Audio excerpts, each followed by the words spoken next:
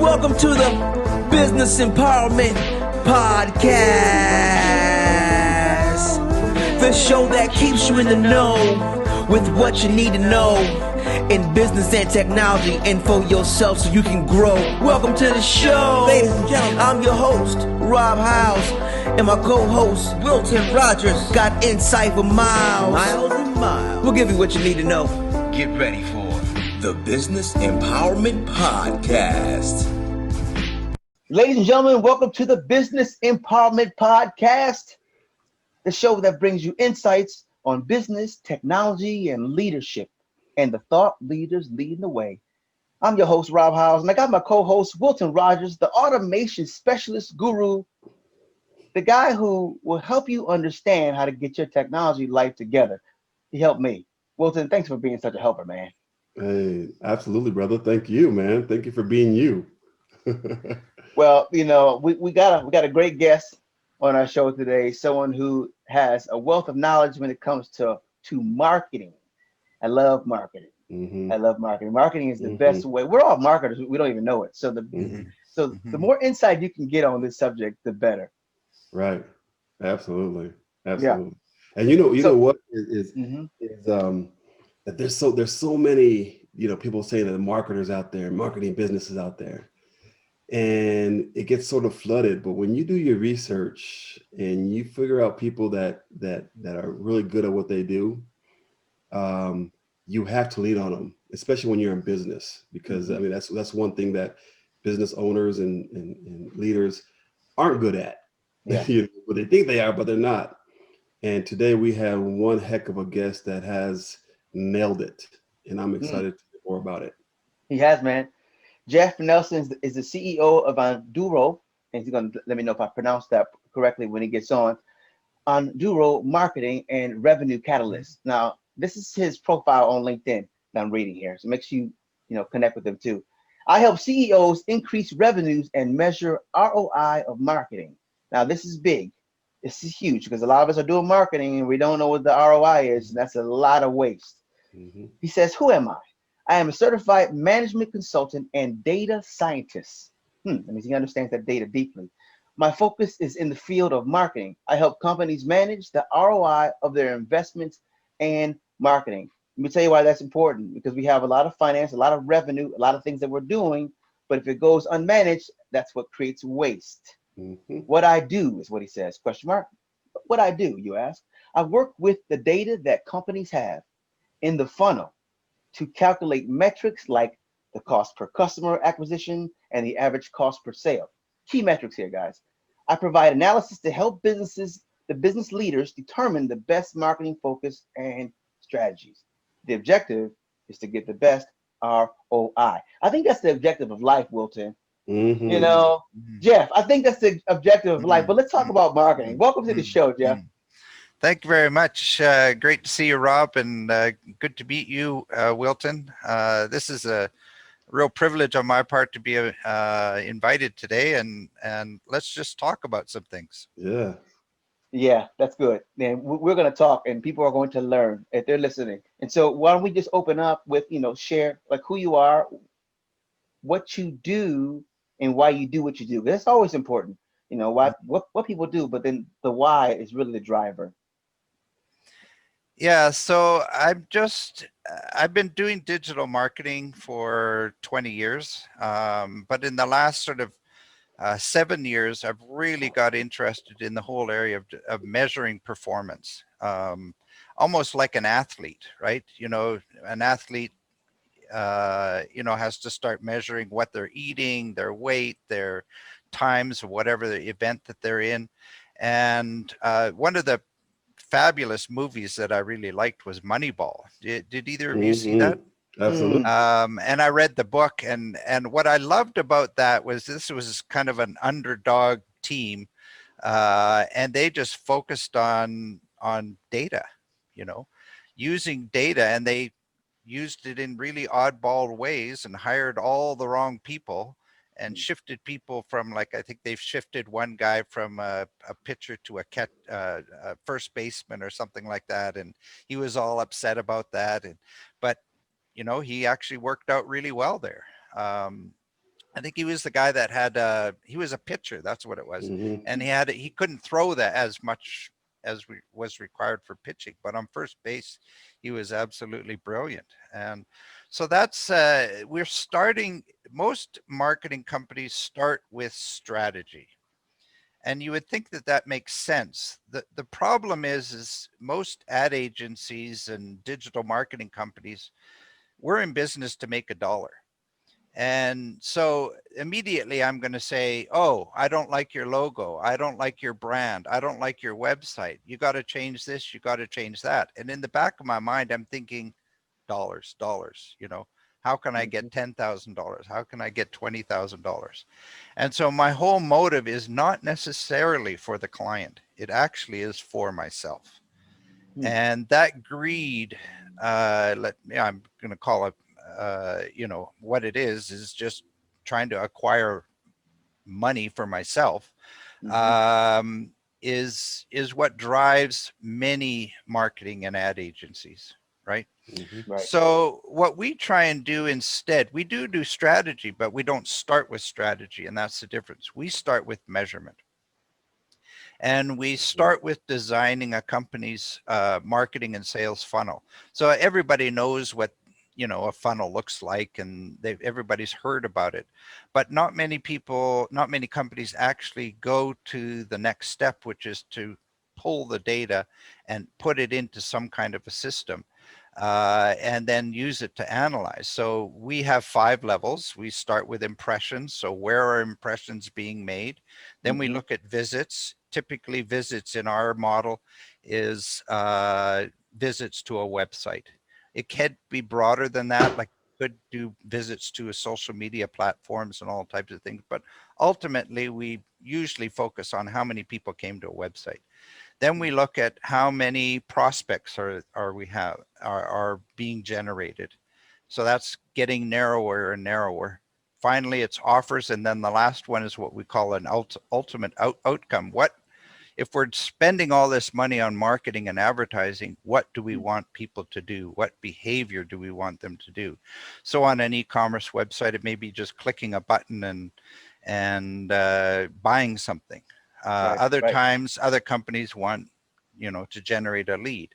So we just measure all of that, and we're looking at, then we can do some calculations. So we differentiate between a measure, which is something, a data that we get, versus a metric. A metric is often a ratio. So conversion rates, like from how many proposals did you put out and how many actually turned into sales. That would be a conversion rate. So 30% would be a good conversion rate. 5%, not so good. Then we start to make this funnel really start to work. We add in financial data. So we start looking at the top. Where is everybody spending money for marketing? So I spent this much on Facebook, this much on LinkedIn, this much for my email. I did an advertisement, a billboard or something, and we put all that in. And then we look at revenue. If we have the investment number and the revenue number, we can then calculate our return on marketing investment. And the formula is easy: revenue minus your investment, and then divide that by your investment. It ends up becoming a multiple. So if I spent $1 and I made $10 in revenue, that's pretty good, right? So we put a dollar sign in front of it just to kind of give it some meaning. So 10, the number 10 or $10 would mean I spent $1 in marketing, got $10 back. Now it gets more complicated than that, but that's a really good number, and a lot of companies aren't tracking the return on marketing investment. They also aren't calculating their cost per sale or their cost per lead. Many people calculate a cost per visit to their website, but often it's a number that isn't fully burdened, like they aren't including you know, consultants' time or, you know, other numbers. So when we start putting the numbers together, usually the cost of a sale is higher than what people want, or what they think it is. What they think it is. Marketing is expensive. Marketing is very expensive. You know, I think you hit a key point. So many people are looking at, changing the website, doing things like Yeah. this.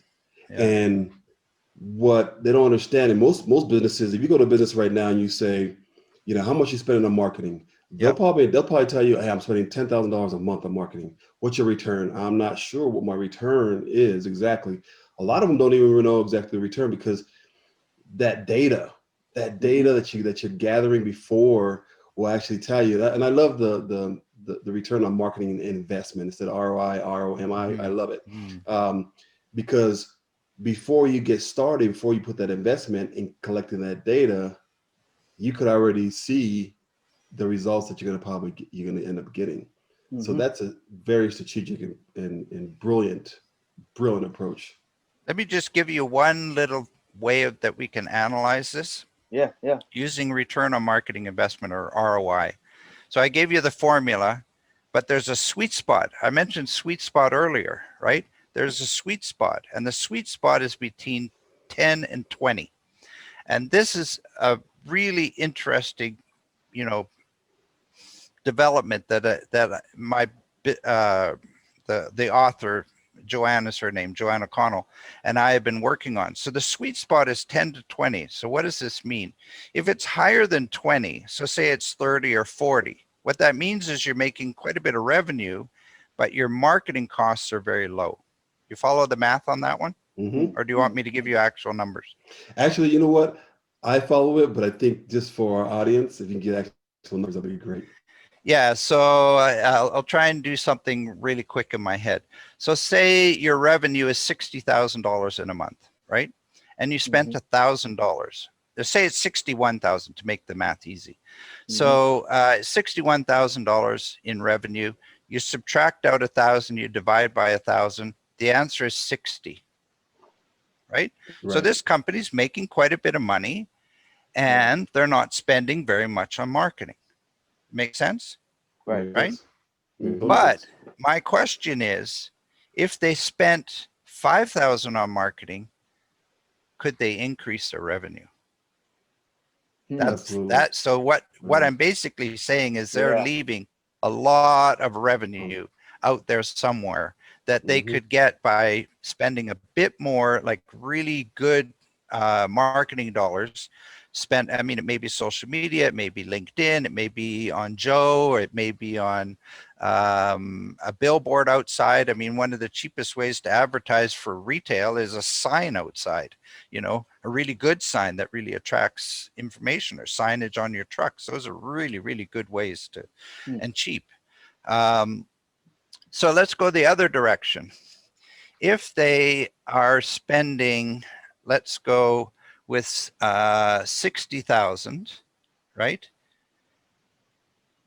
No, they're making $60,000, but they're spending $30,000. So I have to do this in my head. 60 minus 30 is 30 divided by 30.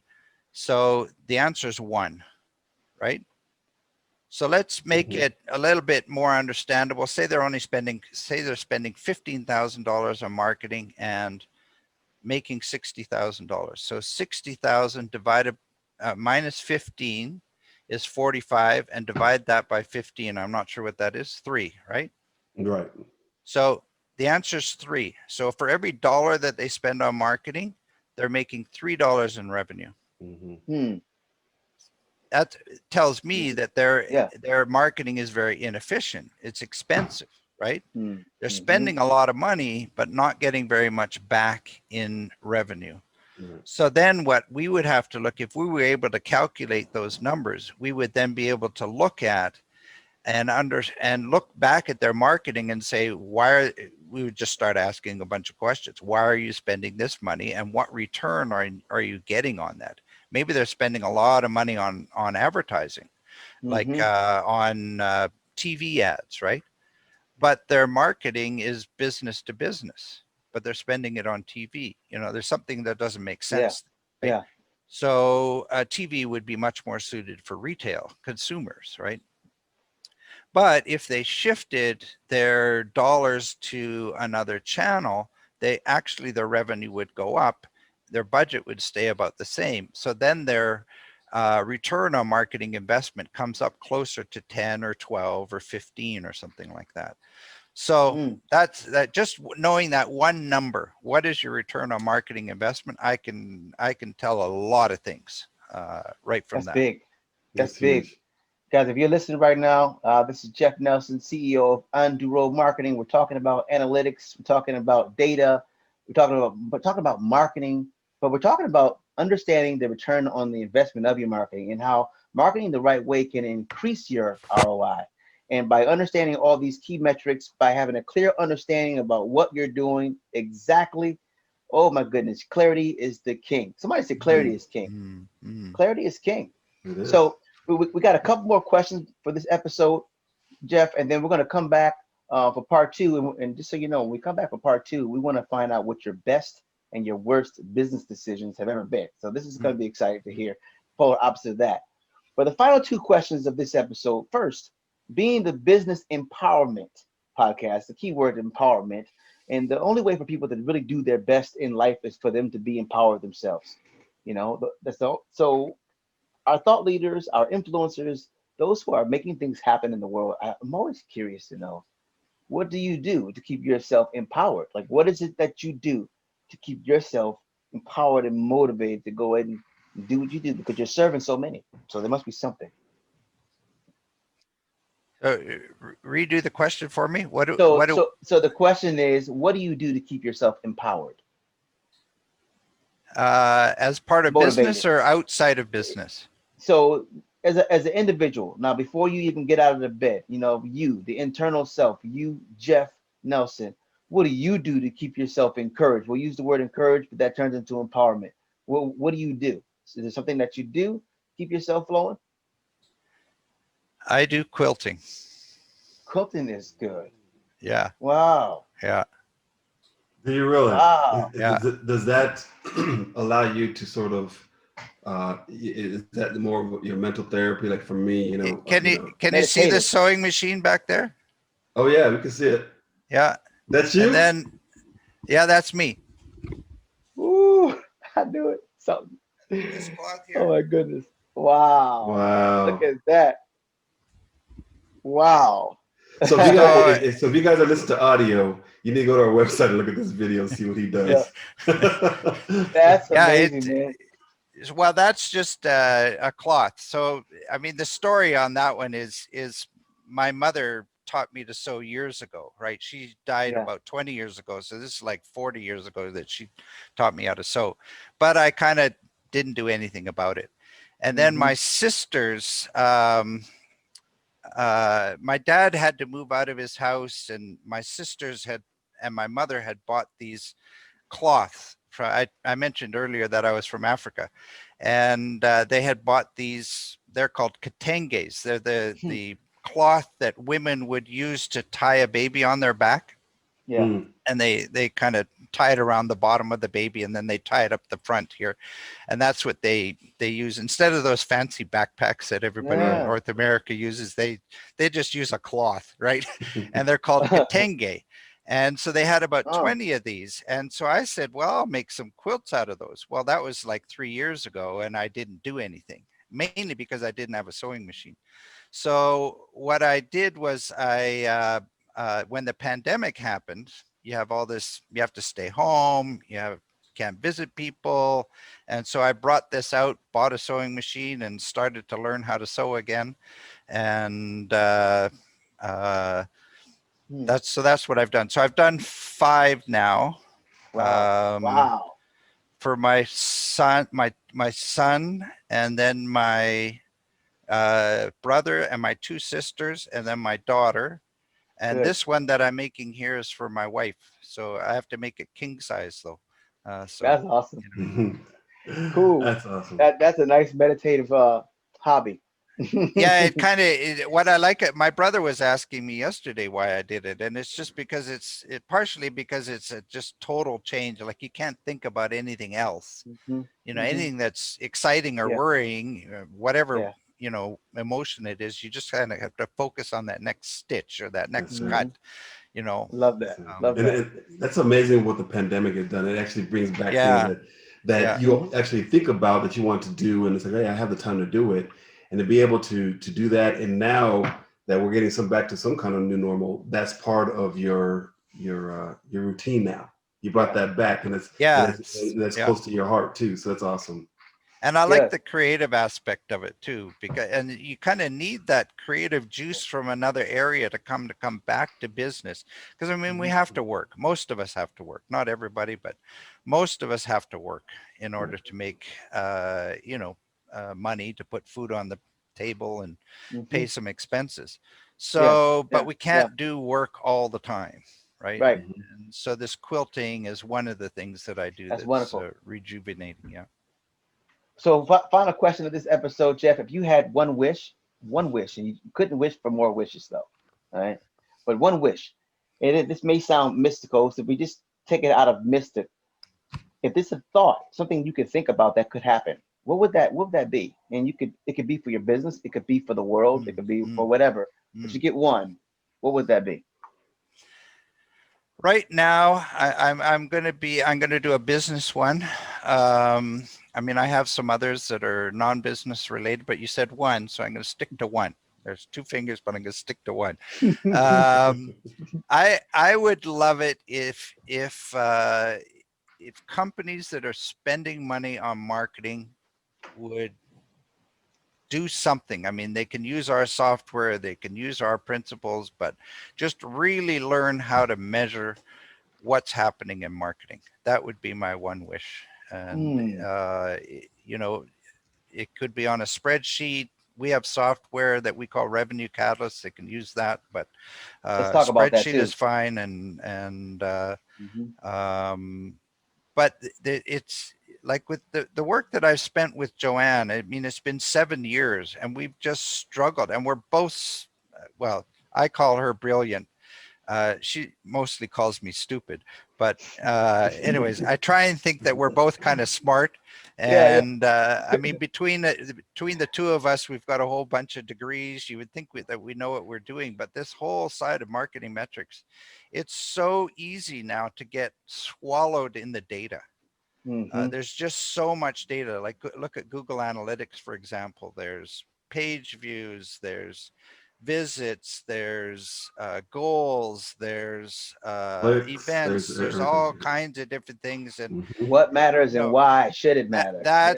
that's the key, right? mhm. Hmm. Hmm. And we're actually coming out with a book, hopefully sometime this year, maybe on the Yeah. earlier side. It's called The Fundamentals of Intentional Marketing. And Hmm. that's what we're trying to do, is use Love it. data to do intentional marketing. Love it. Marketers love the shiny ball, the shiny object, Yeah. TikTok. You need something on TikTok or Mhm. Yeah. whatever the latest thing is, Yeah. That's it. Yeah. they're there. And like I said earlier, oh, you need a new website. Well, the website may be perfectly fine.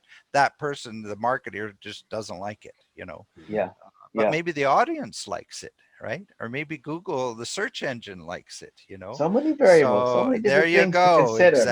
Exactly. So my one When we wish come would back, be, oh, yeah. go ahead. Go ahead. No, I would say I want to make sure we talk about that revenue catalyst. I didn't realize this, Mm, this was software. Make sure we mm. finish what you were going to say. Uh, I- my one wish would be that companies had just a really nice, simple system to measure performance of marketing, and a lot of I love companies that. don't. You know.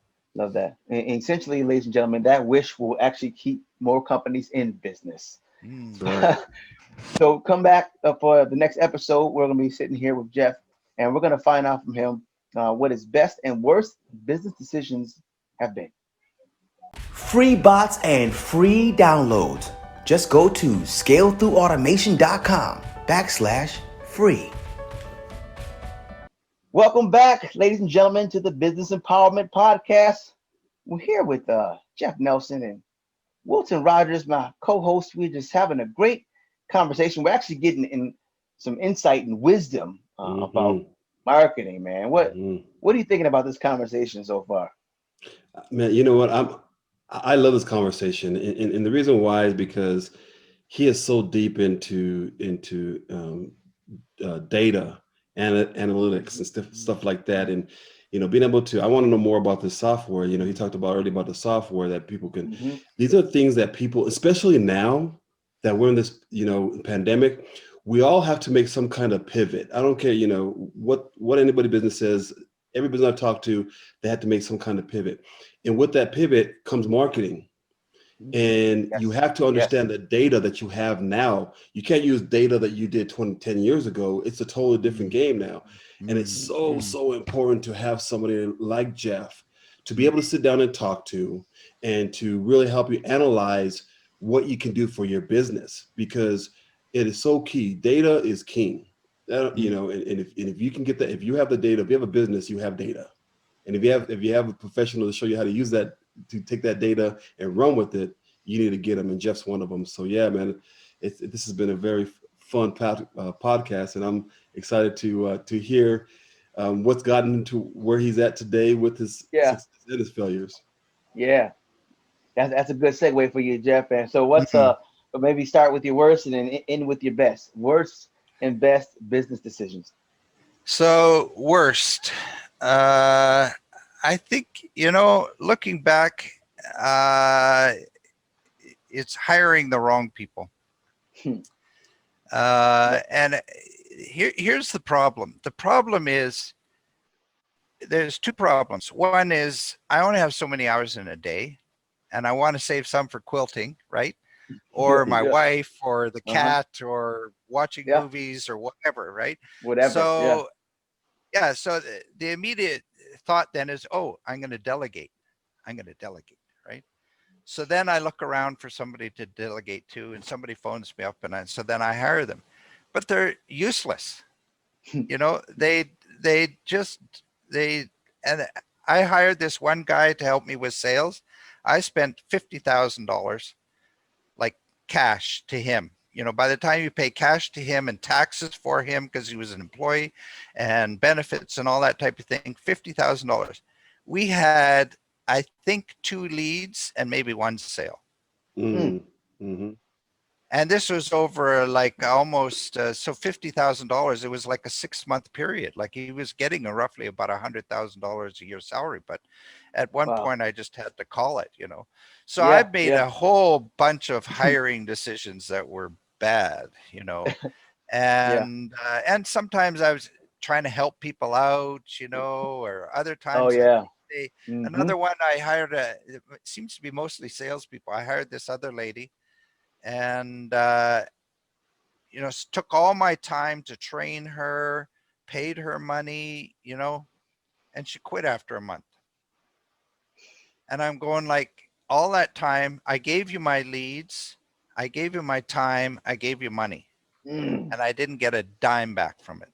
Uh, That's like return on marketing investment. There was yep. zero. It was Zero zero. there. It was just Well, like, well, you got a lesson learned. yeah, yeah. Lesson learned. It So just can't then be repeated. on the positive, so hiring decisions, maybe I'm just not the best hirer, but I'm sure my stories are similar to other people. Very. Sure. Um, on the good side, I have two. Okay. My Okay. business partner is Damon LeBrun. He and I have been working together for 20 years. Mm. We both worked in the same company. We both got laid off, about 20 years ago. We met in a bar with two other people, two other guys. One was a sales guy and one was a designer. And the four of us thought we'd start up a business. Wow. Within 3 weeks, the other sales guy quit because he didn't have enough money and couldn't afford it and all that. So he left. And then the other guy, his name was Andy, the designer, said, "Oh, I'm going back to Hong Kong. I'll be back. 2 weeks, I'll be back." Well, he never came back. It was Yeah. it was like David and I are standing there, and we're saying, I'll be right "Oh, back, guys. I guess we'll work together." So he said, I mean, literally, he just said, "Jeff, you go out, get the work, and I'll do the work." And so our Mhm. business model is very simple: get work, do work, get paid. I love that. That's it. And I'm That's on so the get. simple. My job is get work, and he does the other two. That's I mean, cool. literally, he does all the work. Like he does all the SEO, he does the Google ads, he builds the websites. I mean, he's a very talented and very fast guy. Mm, So uh, working with him has just been an absolute blessing. And we haven't had many rough spots. I mean, people tell about horror stories and all that. We haven't had many. I mean, it's been very, very few. He's a mm, good advisor when I'm in trouble. He's my first call, that I talk yep, to. And then that's the good, other one man. is working with Joanne O'Connell. She really shifted me in my thinking. I mean, she's absolutely brilliant in her insights into marketing and her understanding of data.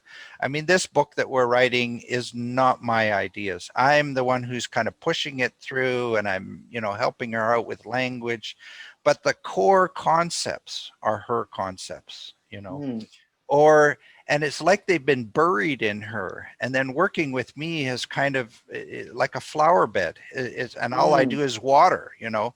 I'm I not love doing that. any of the creativity. I'm not doing any of the brilliance or the colors or any of that. All I'm doing is watering, Hmm. Yeah, yeah, and that's helping her great. out. I love So that analogy. yeah, I'm looking forward to this book coming out. It'll come out, I hope, in the first quarter. What's the Um, name of it again? The name of the book? well, we're calling it a guide to the fundamentals of intentional marketing. Okay, okay, the guide. I And like that. yeah, Hmm. and it's got two parts. So one part is setting up your measurement system, and then the other part is all about alignment, and it's getting your product aligned with your market, and in between there is marketing. So and it's just getting those three pieces: your product and your market and your marketing in between to be aligned, right? If you have a Mm, great product and the wrong market, they're not in alignment, right? Hmm. yeah, If you're yeah, spending a lot of, we talked about earlier about spending a lot of money on marketing. Well, if they're spending a lot of money on marketing and they're not selling, then something's out of alignment. So Right. two parts to the book. I like that. Be I like that. intentional. The And intentional being part. intentional, yeah, using Yeah. data in order to help you make decisions. Yeah. A So part of it is intuitive, like marketers are I think instinctively, most of them are intuitive, right? hmm. But you can't always be intuitive. That's right. You can't always be creative. Sometimes you Yeah, have to look at data, yeah, and sometimes it's sad. You yeah, look at the data and it's just rough, it's ugly, and it's just yeah. not working. And But you then gotta other use the left times, and exactly. Yeah. And I gotta think use the that's left. where It's like the left side and right side of the brain. Yeah. Like Yeah. Yeah.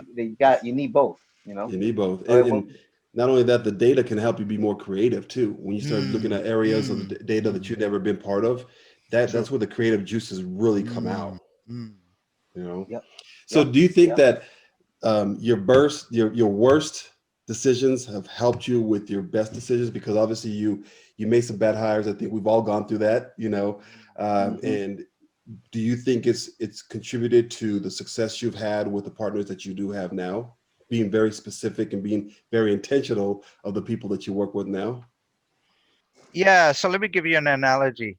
I used to do a lot of mountain climbing. The thing when you fall, when you climb a mountain, is you get a different perspective. So Yeah. there, I mean, Mm. every Interesting. time you fail, you get a different perspective. You Oh get a man. different view. You see something that you would not have seen before. Hmm. I Yeah. mean, Yep. you may fall and you're in a crevasse on the mountains, but then you see water and you see ice and you see blue and you see, you know, Yeah. caves and all Hmm. kinds of things that you never would have seen if you hadn't have fallen down that crevasse, That's which right.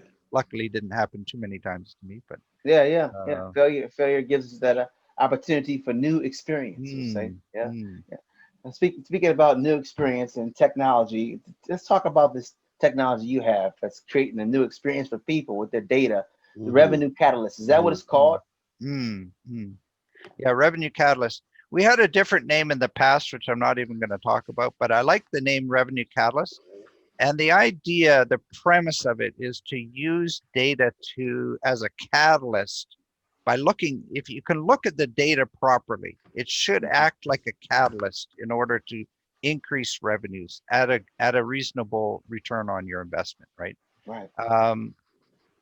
What is it? So basically, it's an input, and then there's a black box, and then there's an output. So let me talk about the output first. The output is very similar to an income statement that you would get from an accounting package like QuickBooks or something like that, right? Mm-hmm. So it has big numbers at the top, which are impressions, and smaller numbers at the bottom, right? So that's your funnel.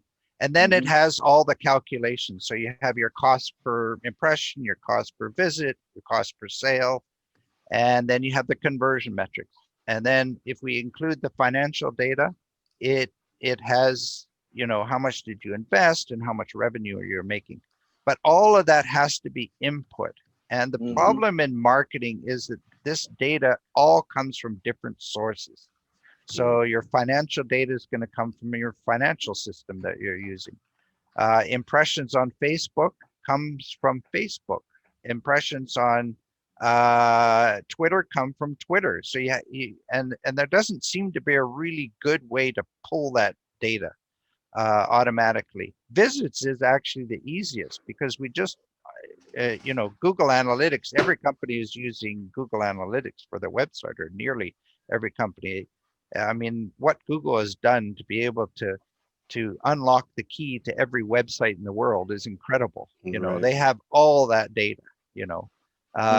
So far, they haven't used it maliciously, but they are using it. I guarantee it in some way or another, in an aggregate way. But everybody's using Google Analytics. So our software pulls this information from all these different sources, and it's basically a matrix. So you have your funnel, which has 5 levels for most companies, and then you have all your different channels. So that's the matrix, right?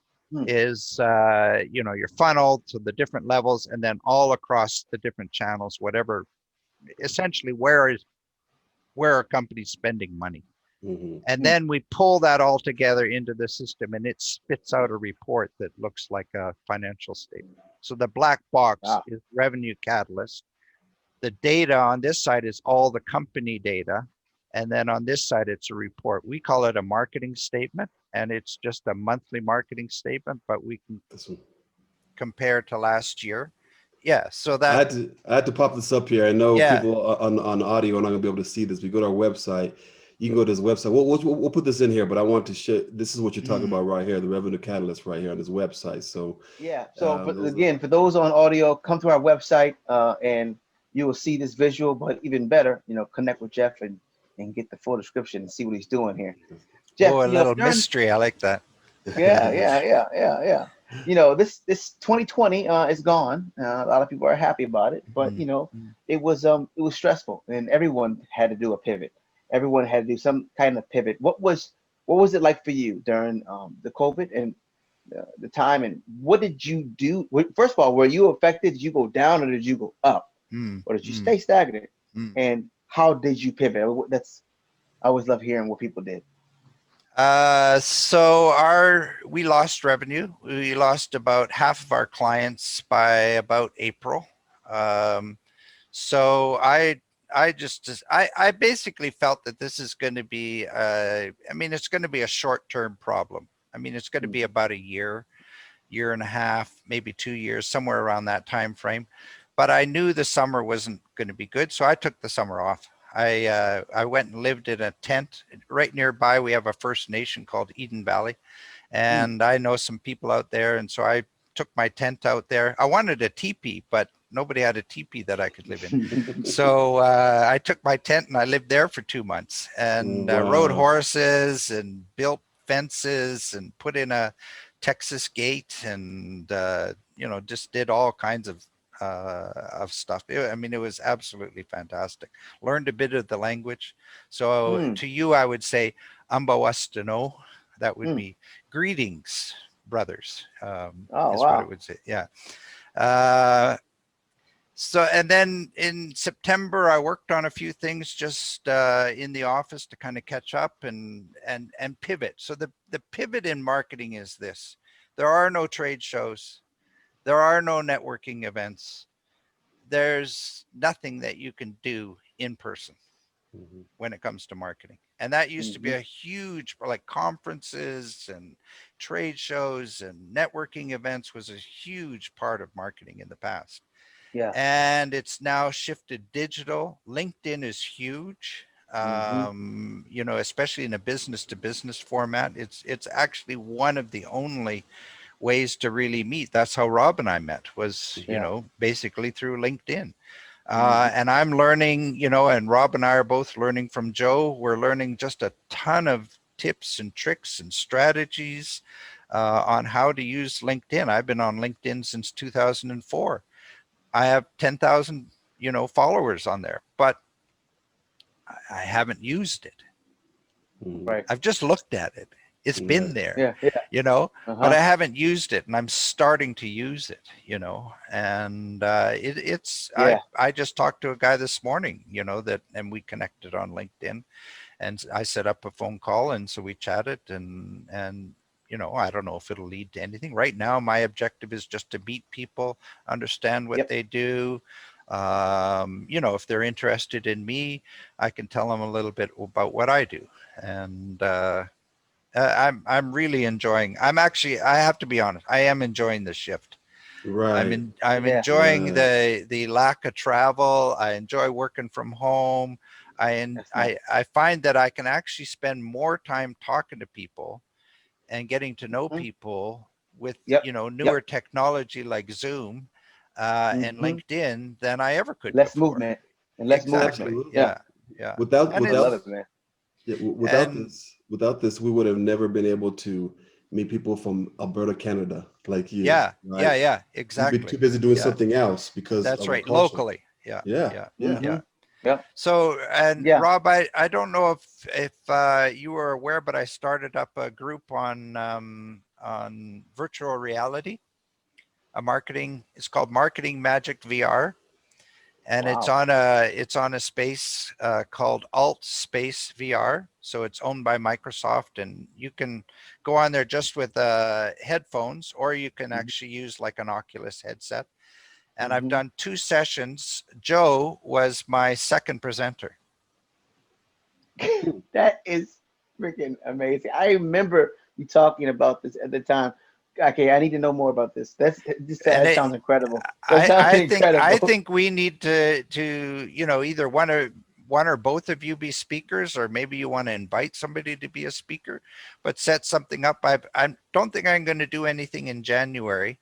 I've got some guys scheduled for February, but maybe in the March timeframe we could look at Okay. setting something up then and Yeah. getting you involved. It is a whole nother world. It's like this, but you can move and you can shake hands and you can, I don't, the session that Joe did was fabulous, you know, and we had That's about amazing. 150 people there. Mm. Um, Ah. so Okay. yeah, Okay. it's quite a few. Yeah. That sounds like um similar to the Purple World virtual Virtual. world. Yeah. Yeah. Huh. Mm, Yeah. Yeah. mm, Yeah. Wow, that is cool. I'm excited to hear about that. You gonna send mm. me a link or something? Yep. Oh, okay. Fantastic. Is So that final a link? question. Is that a link before you do the final question? Is that a link? Is that something a platform that anybody can jot on and take more look Mm. more into it? If it Yeah, is, we'll good put that in question. the show notes. We'll put that in the show notes so they can at least Hmm. take a look at that as well. Yeah, so a couple of comments. So it's called Alt Space VR. What I like about it is people can join an event, either, like I said, with a headset, you know, a virtual reality headset. Oculus, owned by Facebook, is one of the options, and it is a good option. But people can also join just with their computer. So that they call it T2D, which is just joining with your computer, or 3D if you're coming in with a headset, right? So Mm. that's why I like the platform, because not everybody has virtual reality glasses and a headset and all that kind of stuff. So Right. this way people can join even though they don't have all the hardware that is necessary. Now, it is a good platform. There's not much in the way of business on there. And I'm the only guy doing anything related to marketing.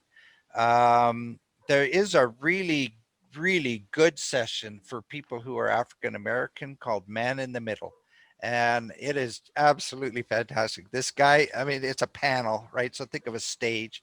He's got two women, and then he's in the middle, and they just go back and forth and banter and all kinds of stuff. And I'm like the only white guy bopping in there. Because interesting, in virtual reality, people keep their same skin color and their same hairstyles and glasses. This And is really cool. This is actually really cool. I thought of faking it. I thought, oh, I could just, quickly go and change my color to be black. And I said, no, that would be lying, and I couldn't do it, I couldn't do it. That is funny, man. And I guarantee you, every African American or somebody with, African descent on there, they're all the same. They're be black, be proud, They're going to keep their exact same skin color. Yeah. And actually, and nobody cares, Yeah. You're on there, you're in an environment where people have joined together. It's That's quite awesome. and you have no idea what background they have, their degrees or their job unless they tell you, but it's really equal